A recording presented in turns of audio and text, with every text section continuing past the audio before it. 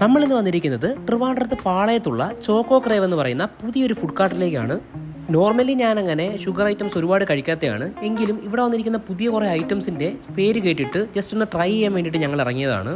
നൈറ്റൊക്കെ sugar cravings ഒക്കെ വരുന്ന ഒരാളാണ് നിങ്ങളെങ്കിൽ തീർച്ചയായിട്ടും നിങ്ങൾക്ക് ബഡ്ജറ്റ് ഫ്രണ്ട്ലി ആയിട്ട് വന്ന് ട്രൈ ചെയ്യാൻ പറ്റിയ ഒരു ഐറ്റമാണ് നമ്മൾ ഈ കഴിച്ചുകൊണ്ടിരിക്കുന്നത്. നമ്മൾ ട്രൈ ചെയ്ത ഈ ഒരു ഫുഡ് ഐറ്റത്തിൻ്റെ പേരാണ് പഫ്ചോ കുനാഫ.